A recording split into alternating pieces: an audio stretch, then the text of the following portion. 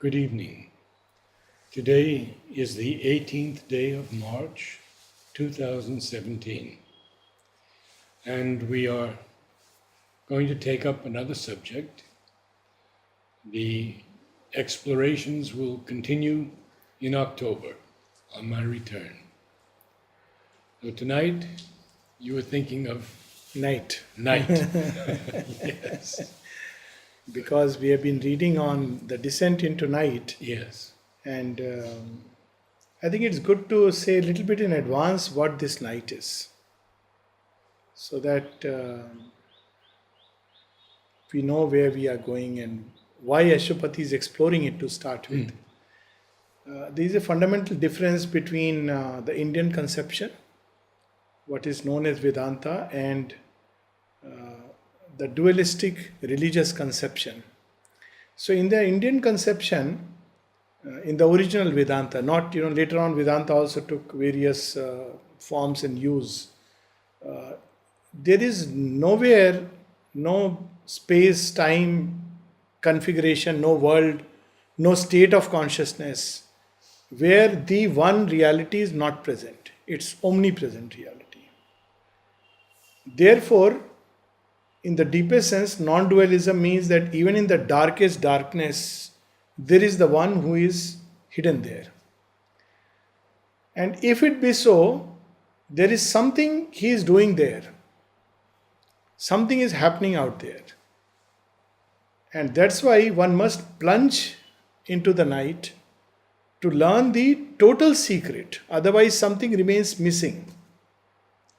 Only half God's truth, as Shubinda puts it. Yes. So one has to see that other half of truth. Now here comes the caution that it doesn't mean one has to raise up the darkness in oneself. People started asking Shubinda this question. Shubinda says it is already there and you will have to confront it. You can't escape it. You can't avoid it. What you need to know is that when you confront it, how to go through it. So essentially, Ashwapati, of course, is a yogi who has already arrived at the frontiers of consciousness. He has the secret knowledge. He has discovered the one reality without a second, Ekame Vidvityam. And therefore, he can take the plunge into night, which is very different from most human beings, let me put it like that, to be fair, who are already in the night and laboring in the night. So the difference is when a conscious being takes a plunge and he is conscious of the light, he is conscious of the one and enters into the night. Whereas another who is in the night, eats night, sleeps night, and whose very stuff of being is still, composed of night, he has to emerge into the light. So this is the big difference. He has to seek the light. He has to seek the light. So this is the basic background. And we see night being referred to at various places in Savitri. After all, it's a journey from night to light, if you want to put it like that. And another thing that, usage of words, as Jagdish Bhai was mentioning, see, these words in Savitri, they are not words with dictionary meanings. And they are states of consciousness. You have done so much work on that, so you're aware. They are states of consciousness which are being described. So if you go into dictionary, typically night is, well, we all encounter night and day. Now this is a very obvious word, where night is not just that night, but a night when you can say absence of light, you can say it's a state when you fall back upon yourself, you can say it is a state of self-oblivion, you can say it is a state of sleep. So many things. The same night can be total unconsciousness, can be understood in various ways from a purely psychological state of consciousness. Then Sri Aurobindo has used the word N, capital and small n. So capital N night is, of course, the night that pulls back, that resists. And small n is also used, but in a different sense. For instance, there is a passage in Finding of the Soul, which starts with, at first she stepped into a night of God.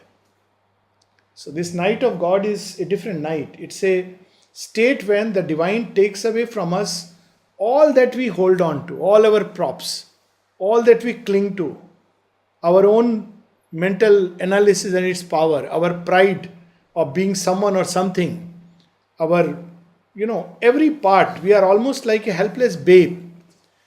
And I have just come across that again last night in the Om choir. okay, An absolute supernatural darkness. darkness falls on man sometimes when he draws near to God. Yes. An hour comes when fail all nature's means, forced out from the protecting ignorance and flung back on his naked primal need, he at length must cast from him his surface soul and be the ungarbed entity within. Beautiful. So that is and that's why when we look at it from a psychological or a spiritual occult standpoint, crisis serves this tremendous purpose of bringing out the best within us.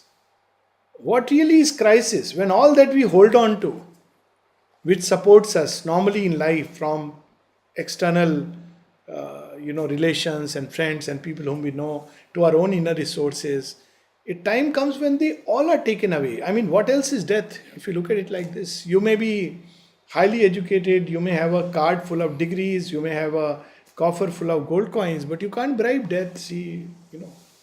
She'll still come. And what really helps there is if you know yourself, which is indestructible. So, all crisis is a way towards a greater liberation. And Sri Aurobindo uses a word in a line phrase in Savitri, digging a tunnel through emergency. Yes. So, it's a shortcut. It's a shortcut to heaven's gates. We'll see that. So, this is the whole night. And so Ashapati must descend there and know its secret, and only then he can give it to others. Otherwise, we have all the explanations. For instance, when people have not descended into the night, they will say, "Oh, crisis in your life is because of your past karmas, Papa." God is sitting up there and he's just punishing you. But when you have gone through it, many times you will say, this is grace. You know, that famous aphorism, "But for the grace of God, here goes Sir Philip Sidney." Yeah. So when Philip Sidney says when he saw somebody going to the gallows, he says, "But for the grace of God, it could have been me. Sir Philip Sidney would have been going, but I have been And saved." Sri Aurobindo turns it Turns it. and he says, "By the grace of God, there go I." There go I. Because then you realize that this is an opportune moment when I can cast from myself my surface soul and be the ungarbed entity within. So this is the background. And if we go into Savitri, we see it starts with night. Yes. So the very first canto where we see the mind of night, it's a very interesting phrase where Sri Aurobindo speaks of the mind of night in the very first canto on the very first page. In her unlit temple of eternity. Yes. It was the hour before the gods awake. Across the path of the divine event, the huge foreboding mind of night, alone, in her unlit temple of eternity. Now it's very interesting that Sri Aurobindo, even in the dense night, he sees that it's a space for the temple of eternity. And various places, when darkness is scooped out of our being, it's like an emptiness. It's a space which was occupied by darkness. Now you have to fill it. So you should know what you have to fill it with. Otherwise, again, it rushes into the being. So you have to fill it with the light. So it's waiting for the light. So there is a very beautiful phrase, foreboding mind of night. So what is it waiting for? It's waiting for the light. It's an unlit temple of eternity. Someone will come and light a little lamp. So it's a very beautiful phrase from where creation begins. And the same sense will come much later when Sri Aurobindo would say, all our earth starts from the mud and ends in the sky. And then what happens when the flame is lit in the night? And this is the starting of the change. So we have plunged into the night so that night may be transformed. Sri Aurobindo says, if there is night, then all the more the children of light must plunge into it so that they can transform it. So this is how spiritual activism works. Nowadays there's a lot of talk about activism. So, political activism, social activism works on the surface without going to the root causes. But spiritual activism is when you take your own share of the night, but light a little lamp of light there and change it. And by changing it, you change everything else. I'll read a little later after you go through some Yeah. about Mother's poetic, beautiful statement. Okay, so we'll just read these 4 lines on page 50. Ever surround us brief, ever surround our brief existence here. Grey shadows of unanswered questionings. We are surrounded by these grey shadows. There are no definite answers, there are no final answers at a mental level. The dark, inconscient, signless mysteries stand up unsolved behind fate's starting line. They are there. You see, even if you look at the law of karma, you're already as if somebody has fixed you. So behind fate's starting line. An aspiration in the night's profound, seed of a perishing body and half-lit mind, uplifts its lonely tongue of conscious fire towards an undying light forever lost. Only it hears, sole echo of its call, the dim reply in man's unknowing heart, and meets, not understanding why it came, or for what reason is the suffering here, God's sanction to the paradox of life. Paradox of life is that we all dream and aspire and seek for beauty, light, truth, peace, harmony, love. But we are compelled to gravitate and end up doing things which will create just the very opposite. So, why does God sanction this? What is this riddle of birth in time? Our life is a paradox. Our life with is a God paradox. for key. And again, this sense comes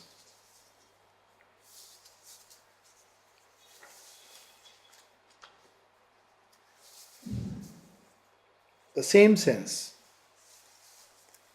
in Canto 5, page 75.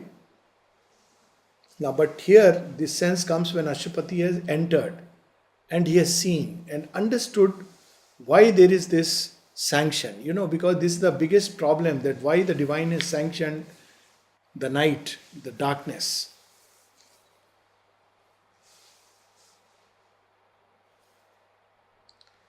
He could reread now and interpret new in strange symbol letters, scattered abstruse signs. Few lines below, and recognize as a just necessity its hard conditions for the mighty work. Nature's impossible Herculean toil. The dumb great mother in her cosmic trance, exploiting for creation's joy and pain. Infinity's sanction to the birth of form, accepts indomitably to execute the will to know in an inconscient world. So, see the paradoxes. The will to know. This world is surrounded with unconsciousness. Everything we see all around us, including ourselves, our very life starts with unconsciousness. We don't know who we are. We don't know even how to eat and breathe, and yet things happen. But there is in us a will to know. So this is the paradox. Then there is another paradox. The will to live under a reign of death. All around is death. It's the only certain thing about life. That, whoever is born will die, as one of the ancient scriptures tells us. And yet, within us, there is a will to survive, to live, and even to immortalize. So there is this will. The thirst for rapture in a heart of flesh, which tires, which breaks down, which begins to weep and jump and cry under too much joy. And yet there is this thirst. And works out through the appearance of a soul by a miraculous birth in plasma and gas, the mystery of God's covenant with the night. This is the riddle we have come to solve. This is the original issue, the real problem. And if we can find the answer to this paradox of life, we will solve the riddle of creation. But as long as we are simply doing things on the surface, we'll just move through one illusion to another illusion. But perhaps they are necessary at some stage in our life. But the real riddle is this, that, despite seeing death, despite seeing so much in life which can be tragic, if not in one's own life, all around, yet there is in us the will for joy and a hope that there can be joy. So, this is something very amazing about human nature. Then Sri Aurobindo also promises that yes, of course, so shall it be. And this is very beautiful. We all know these lines, but what shall be one day? We have plunged into this night. Page 55. Thus will the mass transcendent mount his throne. So this, of course, we all know, everyday lesson of life. The night is darkest before the dawn. So a time, as long as we are holding on to various props, we are not really ready for the absolute. And Mother, I was reading the other day in Agenda, she says, all the rules, all the laws they have made. And when I tell them, no, there is no rule, there is no law, they think I have gone crazy. She says, they will give me another rule when I say this. No, Mother, it has to be like that. She says in the context of karma, it can be dissolved. You don't have to accept it. They tell her, no, Mother, our scripture says so. She says, but I am not here to follow the rules, I have come here to change them. There are indeed no rules. So, this going through the night, it lights up the aspiration. And then in that state, when we really are in a state of stark helplessness, that's when we learn that, well, none of these rules and laws can save us. What can save us is the eternal truth within, which is beyond all this. So we see this same sense when darkness is deepest and even the last lamp called reason goes away. Then what happens? In matter shall be lit the spirit's glow. In body and body kindle the sacred birth. Night shall awake to the anthem of the stars. The days become a happy pilgrim march. Our will a force of the eternal's power. And that's why we have to go through all this, so that the innate strength within us can come out. And hence we have to go through the utter compression of the darkness. See, it's so strange if you look at our scriptures. Before Krishna comes, Kansa comes. Before Rama comes, Ravana comes. Now what do? These guys prepare the earth, paradoxically. So they come, and because of them there is a tremendous aspiration in the earth. And everybody is waiting. And then when Krishna comes, they are ready for the game. And imagine if Krishna came in the beginning, before Kansa and before Rama came. Nobody would even listen. They would say, oh, you are crazy. Life is very nice, beautiful.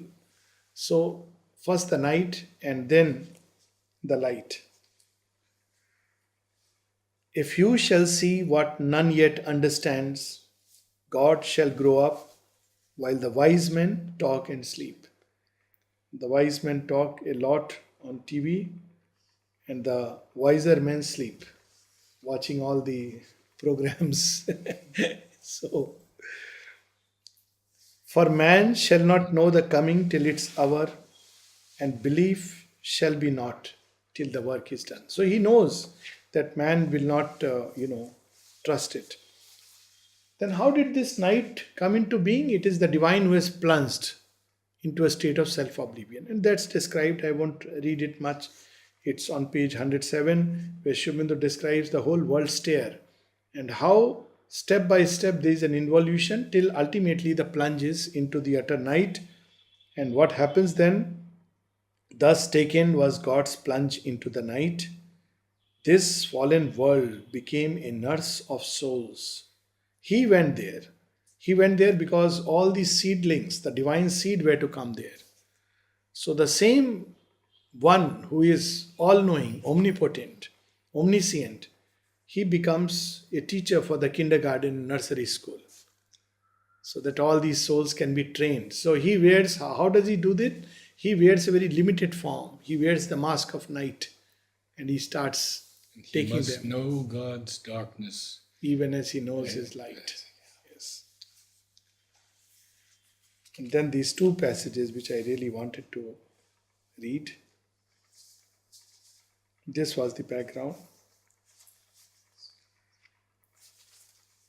And this is a little bit advanced because sometimes, when people go to watch a film, they must know what's really going to come so that they can be happy about it, what they're going to watch.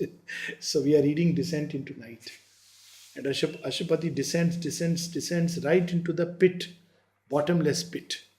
It's called the bottomless pit because whatever you may pour into it, it can never be satisfied. So there is another place, the other day I was remembering line called libido's bottomless well.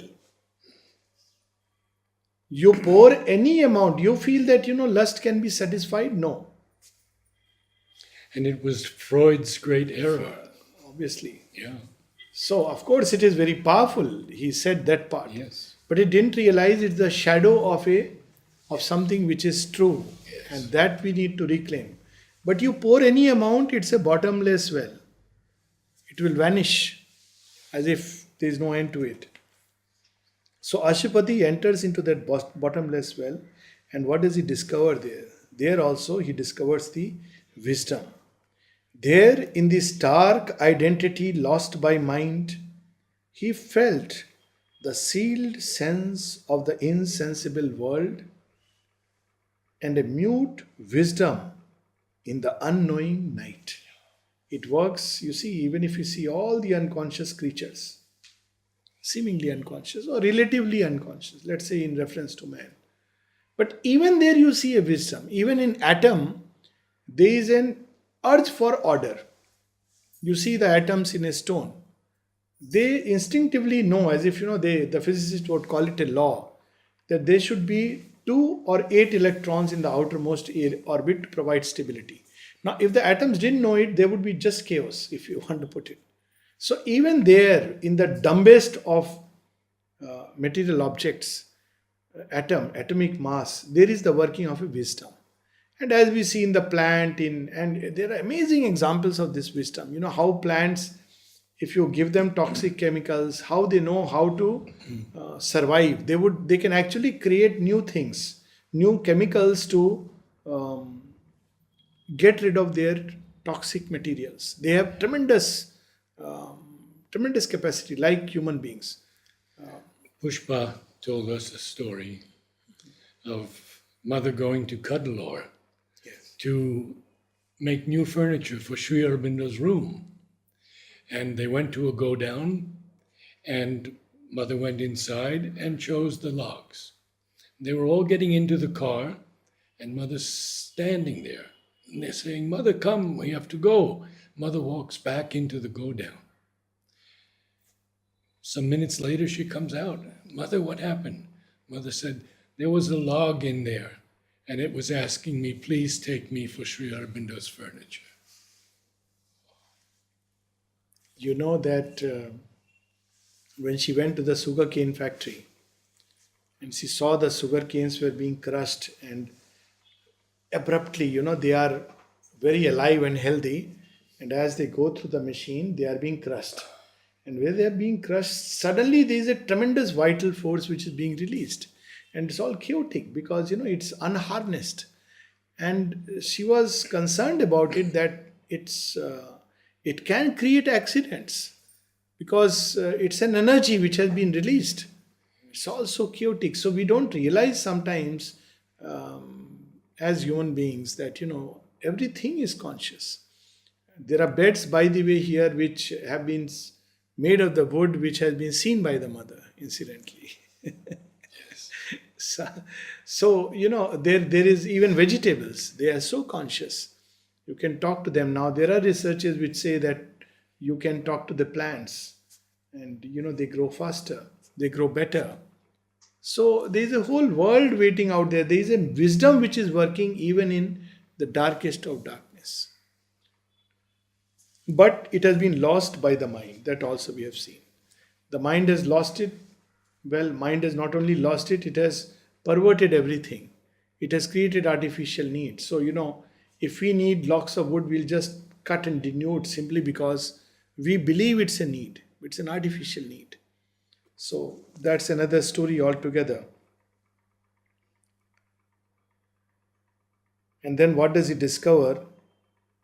There, in the slumber of the cosmic will, he saw the secret key of nature's change. There lies the key. See, it's like the solution is where the problem is. So, in this game of hide and seek, the divine also dropped the key where we are going to face the problem on earth. It's not elsewhere, it's not in heaven, it's not in some other place. But we face the difficulty and the challenge here, and the key is here. So Ashupati discovers the key. And what does he discover then? A light was with him, an invisible hand was laid upon the error and the pain, till it became a quivering ecstasy. The shock of sweetness of an arm's embrace. Now, this Sri Aurobindo in one of his aphorisms says very interestingly that there is in fact no error. It's a very long commentary of the mother. These lines are very beautiful and I connect with them on many levels. The shock of sweetness of an arm's embrace. Now, I don't know, it's an experience which nobody should, or maybe everybody should go through. I don't know, depends on how you look at it. When you have nothing and no one, it's a wonderful time because you can truly invoke the divine. And then when you experience that closeness, it is so intimate, so sweet that you wish that you should always remain in that state. And you wonder how, you couldn't have experienced it if all the cords were not cut. And you had plunged into that state where there is nothing else except you with the darkness. Because then you can suddenly experience that he comes and holds us. Otherwise, even when he's there, we are so busy with this, that, everybody. So we have so many other hands to hold and support us. So the joy that Ashupati experiences when he felt the shock of sweetness of an arm's embrace. It reminds me of the story of Draupadi. It's a very fascinating story. Some people say it's not in the original Mahabharata. Doesn't matter. Original is not important. But the sense is very beautiful and Sri Aurobindo speaks about it. Look at how the poet has conjured that scene where Draupadi becomes so helpless before everyone. All the great men of that time, Drona and Bhishma and Karna, each one capable of decimating a whole army, and her own 5 husbands, and the great king. Nobody comes to help her while she is being disrobed. And then she calls Krishna. What joy she must have experienced. What ecstasy. I still remember watching that scene and I had just tears dropping out of my eyes because, of that scene where she keeps saying Krishna, Krishna, Krishna. Now, the interesting part is, of course, Draupadi asks much later, why didn't you come straight away when I called you? Why did you take so much time for Dusashan to drag me and start disrobing me? So he said, very simple. When Dusashan came, you kept telling him that, you are so-and-so's daughter. When you were dragged into the court, you felt, Arjuna and Bhima will kill you. You people are crazy to do this. And then when they had lost the game, you trusted Bhishma and Dronacharya. And then when you started calling me, you were all lost. So you thought of me somewhere else, high up in Vaikuntha or some. It's when you were desperate that then you called, O thou who residest in my own heart. And I came. As simple as that. So it's a very beautiful story that how in that state of abject helplessness we are closest to the divine. It's very unfortunate that human beings call it tragedy. Whereas this is the real moment, you know, our God moment, as they say.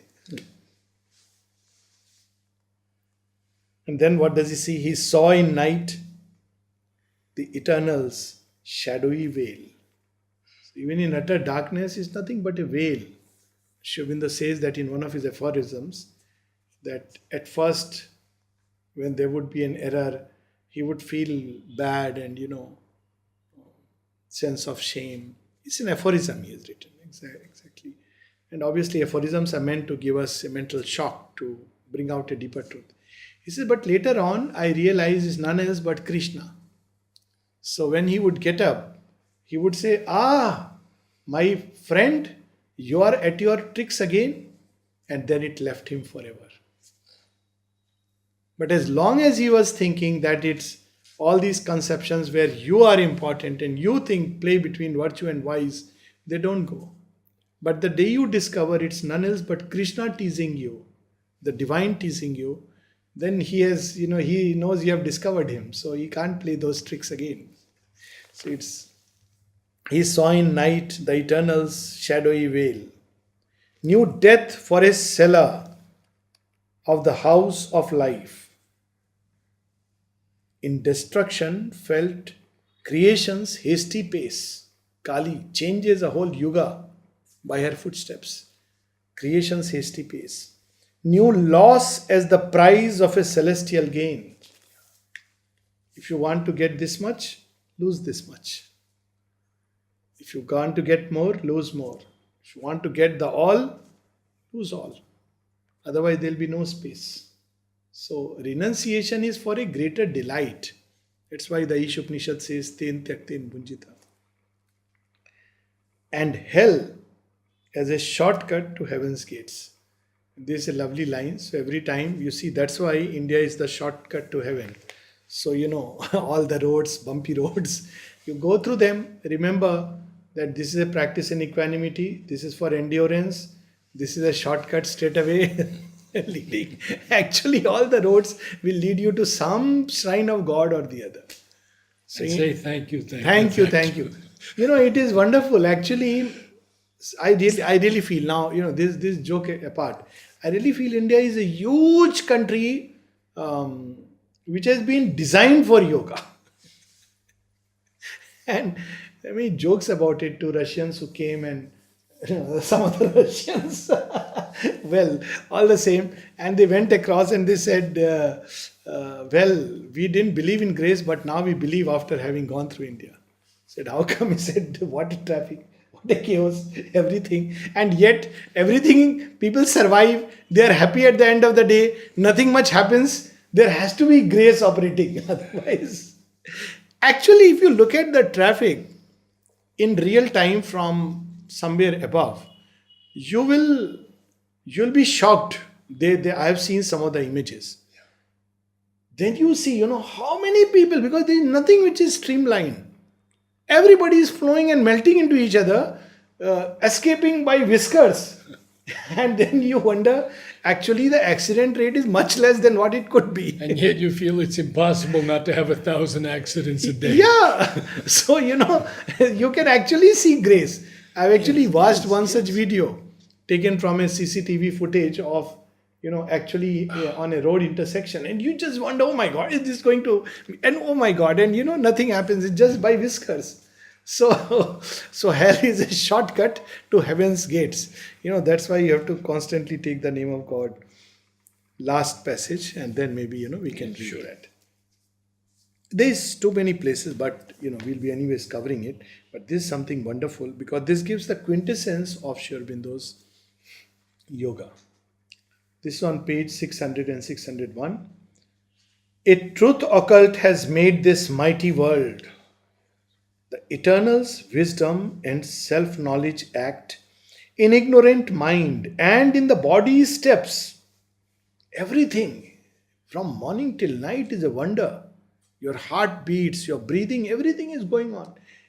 That's why when people say, I can't breathe, it just cannot happen. You just cannot choke yourself or stop your breath. It's just not built like that. So, what a mechanism. It continues despite so much. The inconscient is the superconscient sleep. An unintelligible intelligence invents creations, paradox profound. We have read some of these paradoxes, we have already spoken about it. Spiritual thought is crammed in matter's forms. If you study the book of life, you will know more about the Vedas than actually reading the Vedas. Everything is there. You look at a river, and that story of Satyakama. He is sent by his guru to go and rear the cows. And he goes and rears the cows. When 100 become 400. And when he comes back, he already has the Brahma Jnana. So he is asked, who taught you? He says, the fire taught me, the cow taught me, the well taught me. Dattatreya, famous, he had 24 masters. When he is asked, who were your masters? Among them, a harlot and a bee.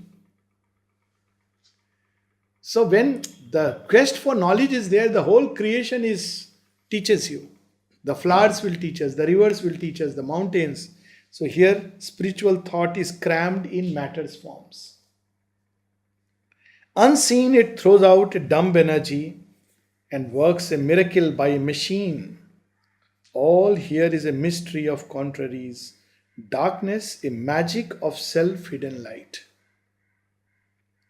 Suffering, and that's why we are attracted to it, because there is a light hidden there. Suffering, some secret raptures, tragic mask. And that's why we are drawn sometimes towards the paradox, because there is a rapture waiting out there. And death, an instrument of perpetual life. Now look at these lines. Although death walks beside us on life's road, we were just talking about it, a dim bystander at the body's start, and a last judgment on man's futile works, other is the riddle of its ambiguous face. So on the face of it, it's death, terrifying, destructor, destroyer. It finishes everything, swallows everything. Death is a stair, a door, a stumbling stride. The soul must take to cross from birth to birth. A grey defeat, pregnant with victory. Sometimes you see this, today itself, there was a video clipping which was about a car racer who died. I think he was from Bangalore, Ashwin, somebody. He was Formula One racer, and he was going in his BMW with his wife, dashed against lost control, dashed against a tree. The whole thing was in flames. Both of them died. So now, first I said, why am I wanting ever to watch this video? Because it was a video clip. I said, what is it in me that is drawing towards this video? So that part was one part. But then, I went into reading his life. And he says in one of his interviews that I love to drive two-wheelers because there you can get much more thrill of speed. It's far more dangerous, and I enjoy that danger. It's almost like there was a life meant for this experience of extreme danger and going through it and done with it. Well, the soul is immortal. It can take all kinds of stride. A whip to lash us towards our deathless state.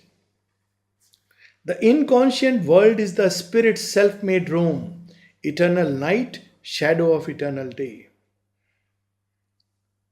There is no night. The sun never sets. The earth turns its face away from the sun. So whenever we don't feel the grace, it simply means we have turned this way. Not that the grace is not there. We have put the vase the other way round. Night is not our beginning, nor our end. She is the dark mother in whose womb we have hid, safe from too swift a waking to world pain. So we must first be in the womb. We must be ready even to open the eyes, to breathe. Otherwise, the seed must be buried inside the depth of mud, where only indirectly the sunlight reaches. Still, it is ready for the light. We came to her from a supernal light, to the dark mother. In the Vedas, it is Diti surrounded by Aditi, the divided consciousness surrounded by the undivided consciousness. And then the master line, by light we live, and to the light we go. So maybe we can read that.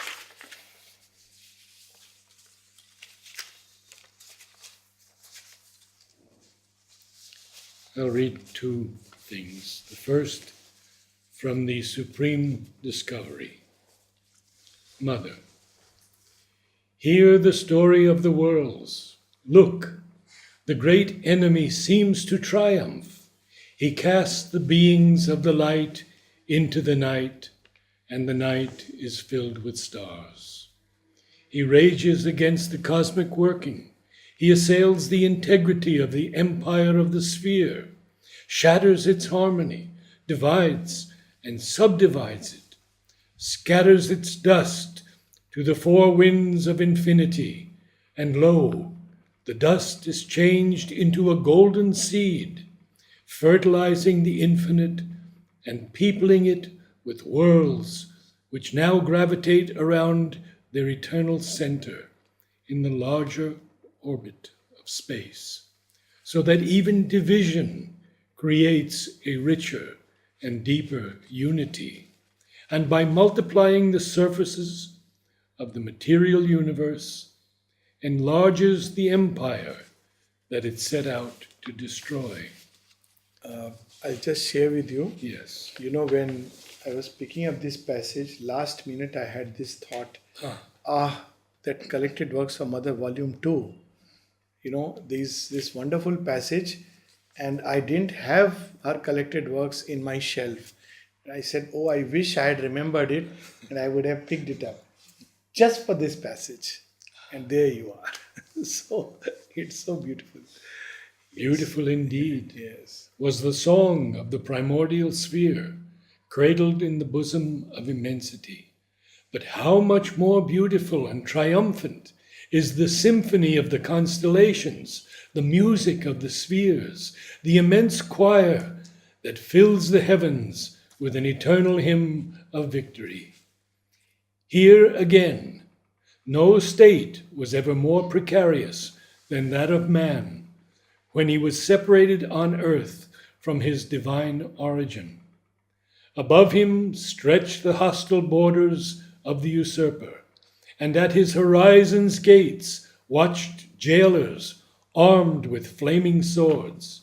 Then, since he could climb no more to the source of life, the source arose within him.